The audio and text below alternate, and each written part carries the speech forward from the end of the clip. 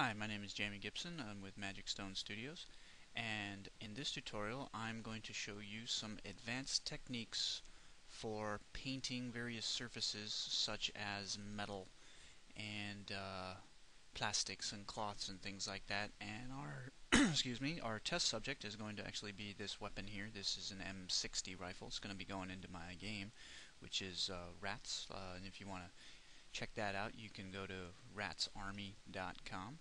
And the first thing I want to do is just point out a couple of things that are going to happen in this tutorial and show you a couple of things that I did before in preparation for this painting venture. So you'll notice here that I actually have two of these weapons, and what it is I have the gun that's going to be going into the game, which is this guy, and I have the gun that I'm going to be painting on, which is this guy. And the difference, if I show wireframe here, if I zoom in on the gun that's going in the game, you can see that it's relatively low resolution. There's not a lot of edges going on here. And if you look at the one that I'm going to paint, you'll see that I've added a lot more detail into the mesh itself, and this will basically help me paint across this geometry here, these edges, because there is a little bit of an issue in some cases, and I can show you that here in a second. The other thing I wanted to point out is that if I go to my UV view, you will see that I actually have this laid out in three separate tiles. Now, the unfortunate thing about this example, which might be good for training purposes, is that this is a mesh with really a lot of parts, a lot of little knobs and cylinders and bits and bobs everywhere. So laying this out on one tile, these elements here become extremely small. Now all of these surfaces have been scaled to be the exact same texture space. One pixel will be the same size across this whole thing except for these other bits. And this piece here that I put out on the right is actually the main block here of this gun. If you can see my mouse here, which you should be able to see, it's this piece here. And the middle part is actually this ammo bag, because this ammo bag is actually made out of cloth, and it's got a cloth strip going on, and it's kind of like a burlap sack where the ammo comes out of here and feeds it in. So I want to have a good resolution on this to get that fine detail, so I can get some stitching. There's like an X stitch right here and things like that we're going to add. And the reason that I added this is because when I play this in the game, this is pretty much going to be the piece of the gun that is closest to the camera view. This is going to be a first-person shooter game, so this gun is actually going to be in your view as close as it gets. So that's why I've chose to take this piece and separate it out. And it also has the added benefit of giving me a little bit more texture space to use on the rest of the gun.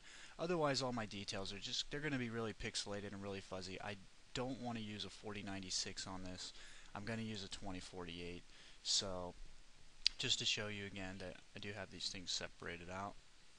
So again, these parts are basically just separated out. Now, a Mudbox does have the ability, which is actually rather nice, to paint just straight across these surfaces. When I do a stroke from this piece to this piece, or even this piece to this piece, it'll bridge right across it.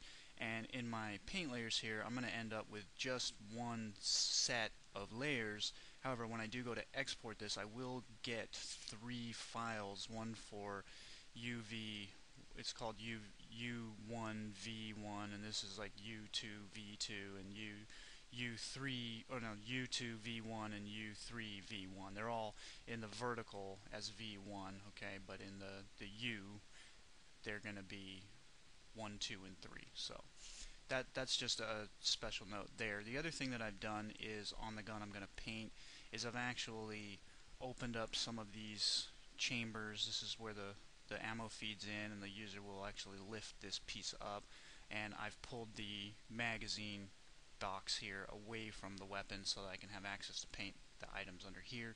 During the animation, this will separate from the gun. none of these other parts are actually going to move, so I'm not so worried about splitting them out and making sure I paint on them separately. The other thing that I do want to do is I want to keep all of the things that are going to be metal and whatnot within the same scene, because I could have exported this particular if I select this by faces here, and this particular piece here excuse me, I could have brought this in separately and painted it separately. However, then I run the risk of getting a different tone in my color here. Across here I might not get the right mix of lights and darks and all that, and color tone going across. So having them all in the same scene just really helps you.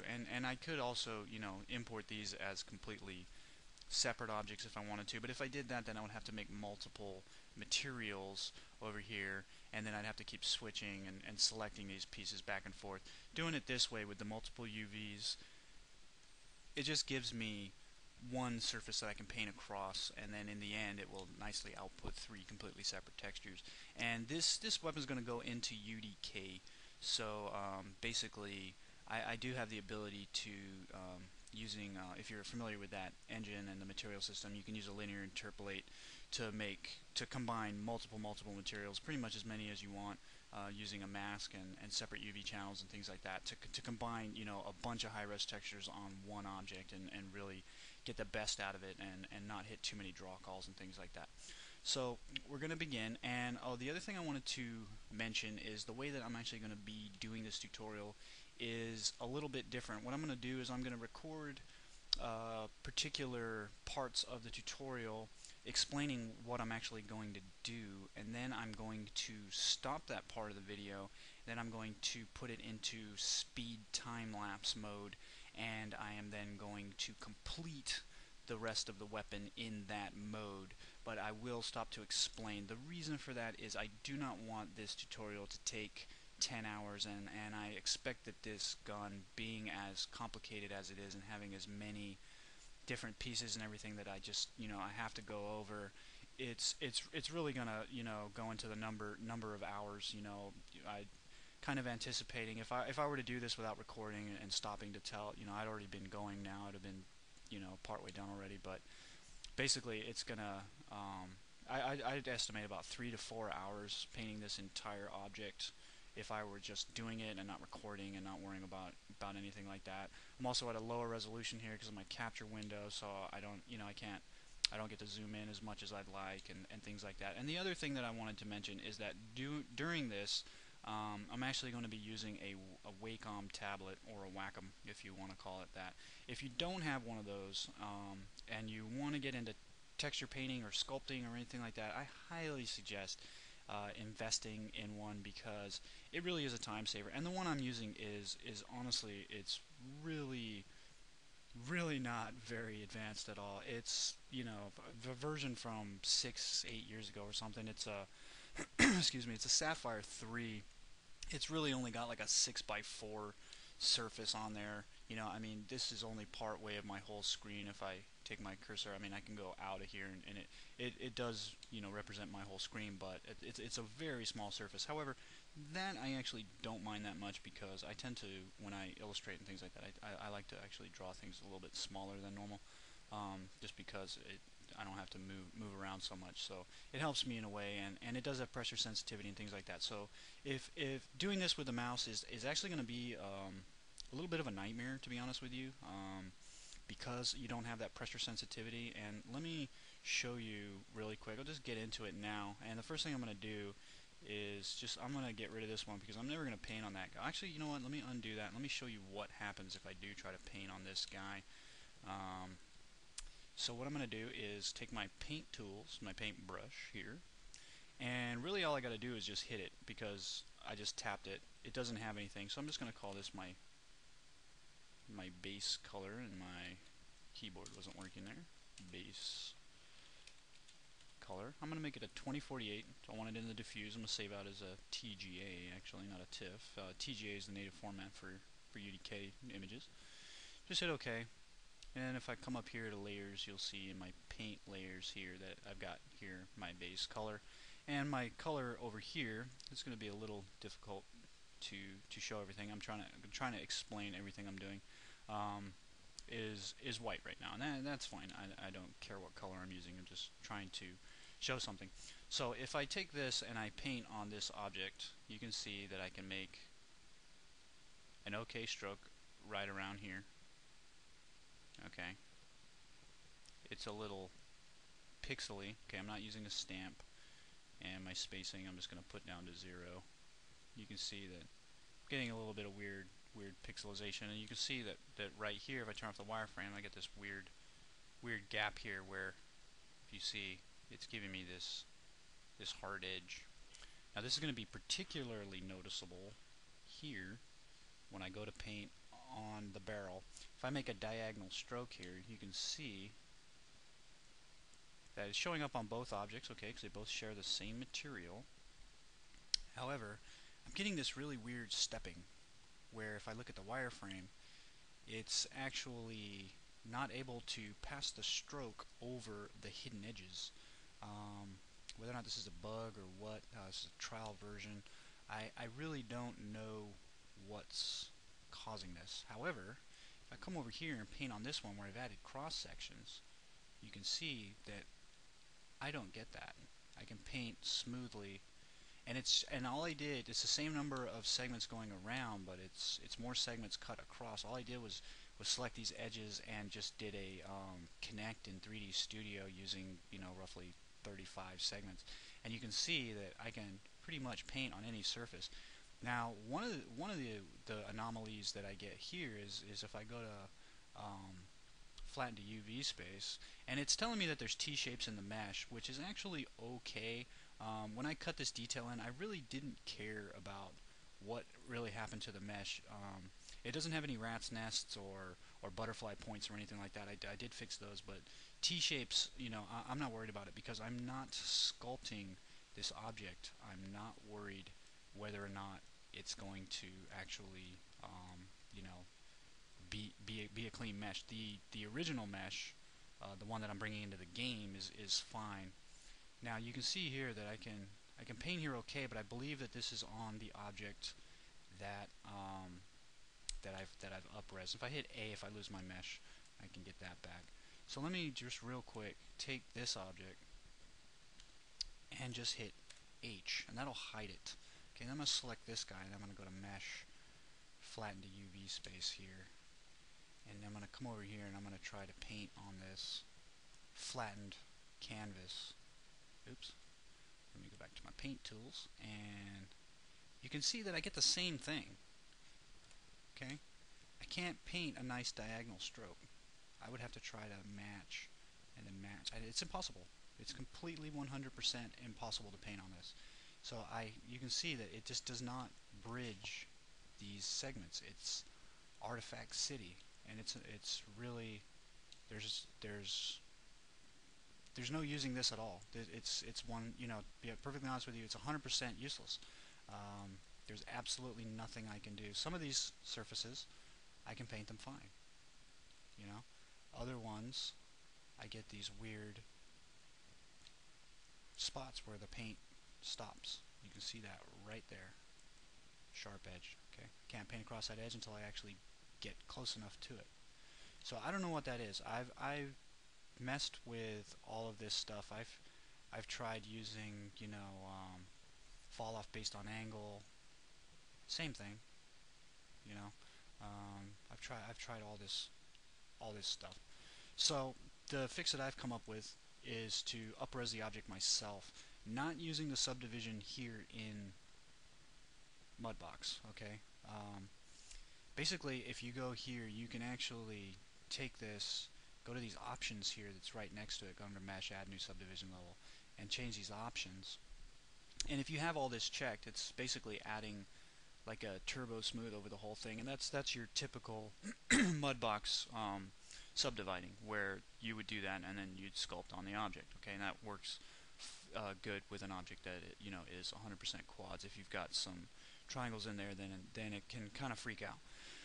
And I'm not really sure certain the cause of what this issue is here, but I do know that if I uncheck these and actually let it subdivide the UVs, and I hit W here, I can actually I can subdivide this, but it's telling me that it's, you know, it's not like in the mesh, because this mesh was not modeled for subdivision. So I can't do that in this case. But if I could, the fact remains is that I would still I would still have this problem.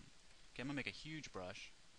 Okay, and you can see that it's restricting what I'm doing. You know, so that's why I up-resed it myself in Max to really control that detail.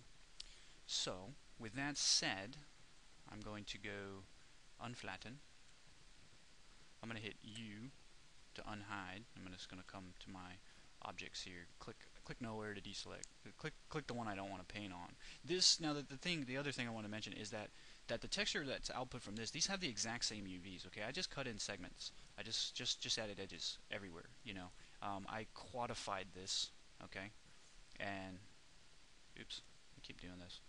I quadified this and I can paint on this. You know, nice and smooth, pretty much for the most part. You know, it does show weird lighting artifacts and whatever, you know, from the way that it did that, because this wasn't a quad. Excuse me, I've been sick lately.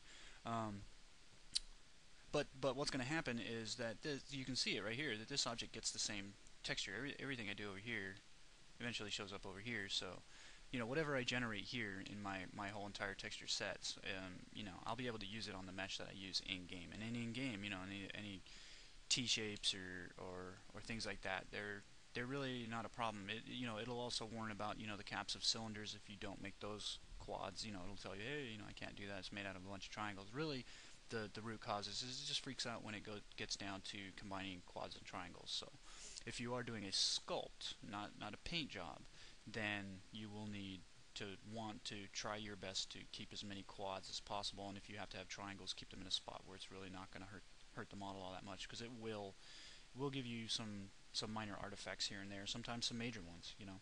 So what I'm going to do is basically take this guy and just delete it. I don't need him. Okay, I can paint right on here. Now I'm just going to continue painting with, I keep doing that, with the paintbrush here. And what I'm going to do is I'm going to pick a sharp fall off, just so that, you know, sharp edged. I'm going to go, brush is real huge. It's almost bigger than the screen. And really, then all I got to do is just kind of touch each element here and go through. Now, one of the things I want to point out too is that for some reason in this particular mesh, I'm actually having an issue. Which let me shrink the brush and zoom in nice and close right there, so that I can zoom in further. You can see that it's not actually slapping paint down right there on that little edge. So what I can do, just to kind of find that, is just pick a gaudy color, something awful. Okay, lime green here. Let me zoom out so I make sure I'm not passing through other geometry. Okay, just throw some lime green there, and I can come to mesh and flatten the UV space. It's always going to warn me about that. I'm really not concerned. And I can just take a gander and see if I can't spot that green. Okay, it's over here. So I'll just hit F on that. And you can see here that it too will not paint right across that game. You can see this little hazy line here. I don't know how easy that is to see, but I can pretty much bridge that. Maybe it'd be easier if I used a less awful color here to demonstrate. You can see that I can bridge right across there. And this mesh too, even though these are quads, it still sometimes doesn't want to. You can see I get sometimes these hard edge borders. And really the trick is if it's not passing this line, you just kind of scrub on both sides of the line, you know, to paint it. So basically this is, if I do it on the actual UVs here, you know, the flattened version of the mesh, I can just take a huge brush here, and I think maybe I made the brush way too big. You can see here, you know, it's not being my friend, you know. It don't like me. But it's only on a couple of these pieces, so I'm gonna have to deal with that. I haven't really figured out a way to get around it yet. And I think if you poly painted in ZBrush, or you painted it directly on the surface, I mean, you know, this is quadified here, you know, pretty heavily, and still, you know, And it's not like these are unwelded in the UVs. These are 100% unwelded. And you look where the seam is; it's not even on the line.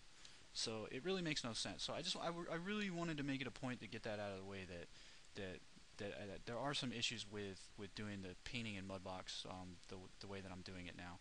But I do have workarounds, and I'm just basically gonna go through them. Now, what's gonna happen here is I'm gonna end up with basically a base color layer here. Now I could go through. If I hit I, actually, by the way, it does give me a color sampler. I can pretty much just go through and try to paint all of this, but like I said, it's it's unwieldy here. I mean, it's not fun. It's actually a little frustrating. And I could also come over here and just. The thing is, though, is that those areas that it was giving me issues to paint on the UV tray there, which was actually here, back here, you can see that I don't have that issue if I actually paint right on the model. Okay, it's only when I have it flattened like that. So I'm not going to be using flatten to UVs all that often because of that. Um, this, like I said, this is a trial, and this is 64-bit, and I also have another computer that's running 32-bit, and I have the same problem on both of them. And another buddy of mine that does this kind of work told me that he has the same problem too, and he really doesn't know what to do. He was actually the one who suggested that I upres the model myself and not use the subdivision. So, like I said, I can just kind of scrub across everything here and get my base color down, but I do have those areas where it just doesn't cover the paint. So what I like to do when starting out is I use this actually in tandem with Photoshop, which is blank here now, and I go back and forth between Photoshop and Mudbox instead of going back and forth to the flattened version. And because there's never an issue painting in Photoshop. It's just a flat canvas. There's no problem. And you can see here that I painted this white, right? But all I got to do is really right click over here and just say adjust color. And I just slap the saturation down. I can make it black at any moment just by dragging the value all the way down.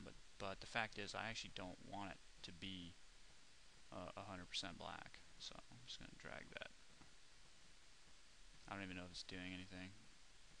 It's still showing negative 100, even though I'm dragging that slider. I'll just hit OK and see what it actually did. Now if I adjust this color again, I can probably. I think that the system is assuming that I have my control key held down because I'm on this wireless keyboard. So I do have that problem too. It's a little embarrassing, but that's okay. Okay, yeah, I just tapped control a couple times. That was a problem. If you hold control and you click on these, it actually, whatever the value is here, puts that as the max value, so then you can be a little bit more precise. It's actually a nice feature, but doesn't help you if your control key gets stuck. Okay, so I'm going to go about 20 here. I don't want full black.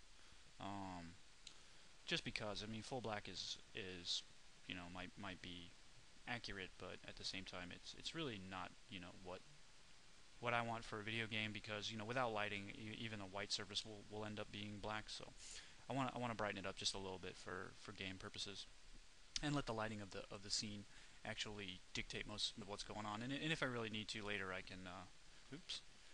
Let me hit I here to get that actual whatever color I ended up with, and you can see it put that in there. The lighting will take care of most of everything in the game, however you set your lights up. So like I said, what I'm going to do is I'm going to bring this actually into Photoshop, and the way to do that is to actually right-click on here and just say Export Channel to PSD, and I'm going to do that, and I'm going to save it out, and I'm going to open all those files. I'm going to pause it during that because with everything that I got running, it does take a little while, and it kind of has a tendency to crash. So in that case, I'm also going to save the scene and everything like that, and when I come back, I'll be in Photoshop showing you what I actually ended up with. Okay, so I'm back here in Photoshop, and as soon as I exported that channel, it actually opened this up, and you can see up here that I named it M60 Diffuse here, but it's really only the part that the main part of the gun. It doesn't show the ammo mag or that main receiver. So if I actually come over here to open, you can see that I actually have 3 files that got saved out. Is U2v1 and U3v1, and those are actually those other textures. Okay, so this is the ammo box, and this is that receiver. Now I could tidy up the UVs and whatnot here, but it's actually okay for these purposes. Really, there's not actually a lot more I can do. What I ended up doing was just spacing it out as much as I could to make sure that this padding doesn't breach, because I do have like a two pixel padding going on here. So if I just hit Control 0 here, what I like to do is just come here. I'm just going to show this layer by itself. Sample this color and hit Alt Backspace and just fill it. Okay, and then show these layers again and just hit Control S. Okay, I'm gonna do the same on this guy. Fill. Excuse me, I'm really sick right now. And then fill and Control S, and I've saved all these. And then when I go back into Mudbox, it actually tells me to, if I want to re-import it. Okay, and let me save each one again. Make sure that Mudbox actually associates that, but I can just close that now. And now basically I don't have that part. It's a completely filled thing. I don't have any of that missing edge stuff, because the texture that's actually based in here is, you know, it's covering the whole canvas. And if I were to make a suggestion to Autodesk for a nice feature, it would be somewhere up here where you could actually just have a tab to say your texture canvas, the entire canvas, that pretty much would eliminate this whole having to, you know, paint on a flattened version of the object, which means you can't, you know, make sure that, you know, everything is all flat and all that. Because the reason for that is if I go to take this object and I do an LOD generation on it, a lot of times some of these assets actually, you know, either expand or contract their edges.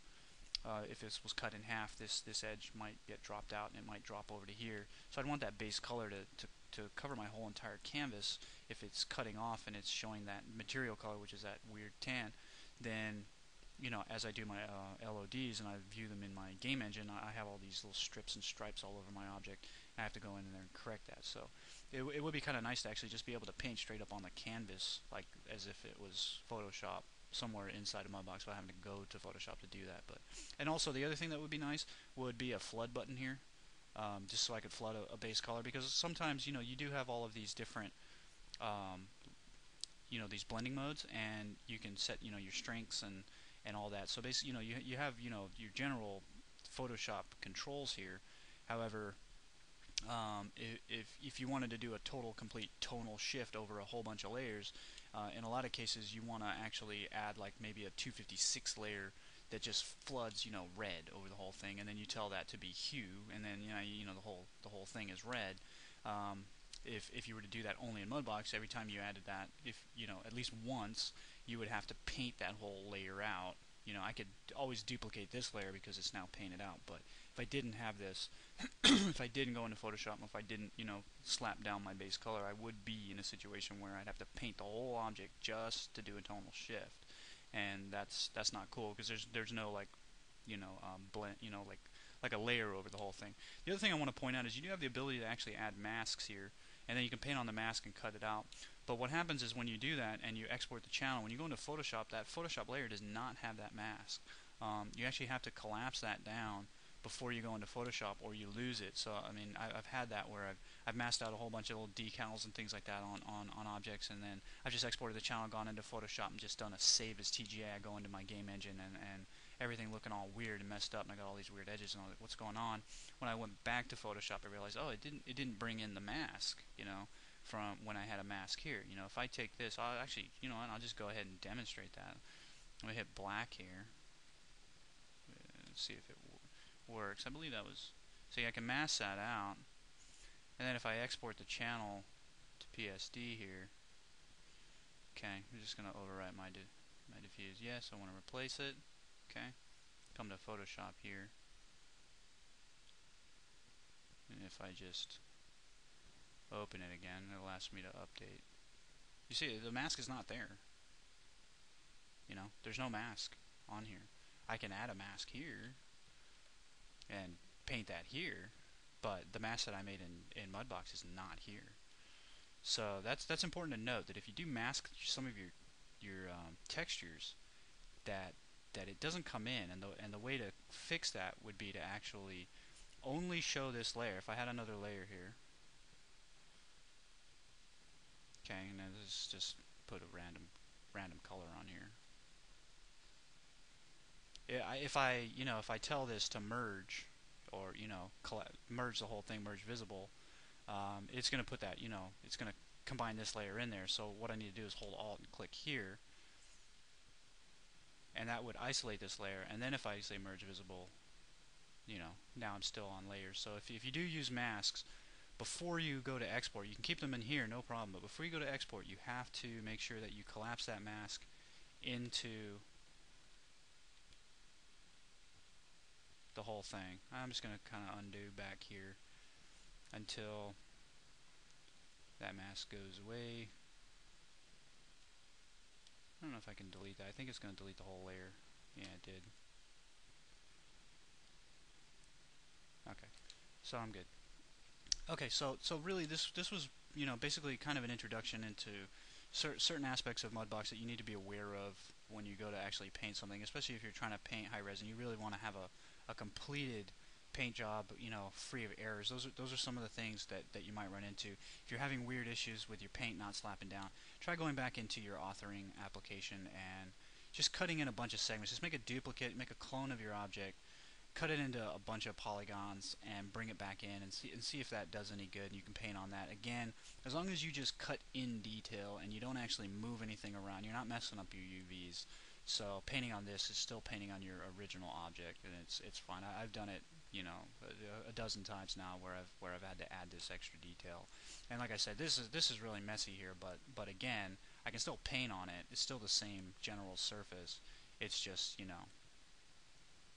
it just looks funny in Mudbox, but who cares? Really, it doesn't hurt anything. If I didn't do it, it'd be much harder for me to try to make sure that all of my painting, because I like to do global paint. It'd be nice if that issue wasn't there, but it is. And you can see here that I didn't actually take in what I was doing. So if I go to import channel from PSD, let me cancel that real quick. Okay, so for some reason, which I can't explain, it was not bringing in the other UV tiles, and it wasn't actually even really updating from Photoshop. So what I ended up having to do was importing a layer, and if I come over here and I go import layer, you can see that what I did was I just saved out a cheesy, cheating M60 base, and then I made sure I did a U2 V1 and a U3 V1, and then imported that as a layer, and now I don't have any issues where I have this stuff painting across, missing some of the seams and missing pieces and whatnot. So if you ever get into trouble, you can always save a particular layer out as a PNG from Photoshop and just import it. And again, if you're working in this way where you've got multiple tiles, just make sure that you save out a if you have your change be on here, here, here, and here on all these three different things, make sure you save out the U2 and the U3 V1 images, and then when you import it, it'll bring it in perfectly fine.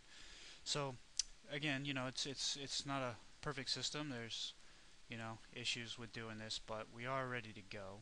And now when I do the rest of my painting, I will pretty much be okay. I do have a base layer I can use to adjust color if I need to. I can always paint more on it, but I'm going to start working in layers. I'm just going to do a little bit more prep, hide my grid. I don't really need to see my wireframe because it's pretty clear what's going on here. Again, it'd be nice if Mudbox also supported smoothing groups if I had another feature request, because putting everything on one smoothing group, even though it looks okay in your authoring app, really, this is a sculpting program is not so much a painting application. I'm sure there's better ones out there. You can also actually paint on a 3D model in Photoshop CS3 and above. However, the performance of that is just awful. Even with a really good computer, it lags, it delays on, your strokes are really delayed. And Mudbox actually has some nice features, plus the performance is extremely good. You can pretty much just, paint as fast as you want. However, not really, because if I try to go too fast, there is a bit of a delay there. Right now it's working good.